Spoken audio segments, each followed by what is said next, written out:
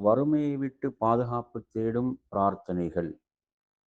அல்லாஹும்ம ஆஃபினி ஃபி பதனி, அல்லாஹும்ம ஆஃபினி ஃபி சம்இ, அல்லாஹும்ம ஆஃபினி ஃபி பஸரி, லா இலாஹ இல்லா அன்த், அல்லாஹும்ம இன்னி அஊது பிக மினல் குஃப்ரி வல் ஃபக்ர், اللهم إني أعوذ بك من عذاب القبر لا إله إلا أنت.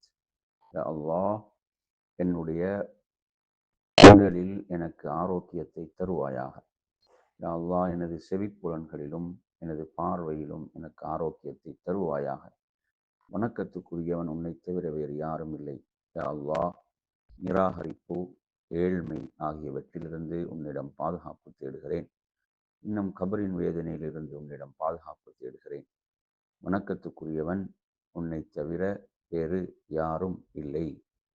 இந்த நபிமொழியை அறிவிக்கக்கூடிய நபித்தோழர் அபூ பக்ரா நஃபி இப்னுல் ஹாரிஸ் ரலியல்லாஹு அன்ஹு.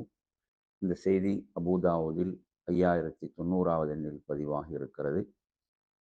இந்த பிரார்த்தனையை காலையிலும் மாலையிலும் நாம் 3 முறை ஓதி வருவது நபி வழியாகும்.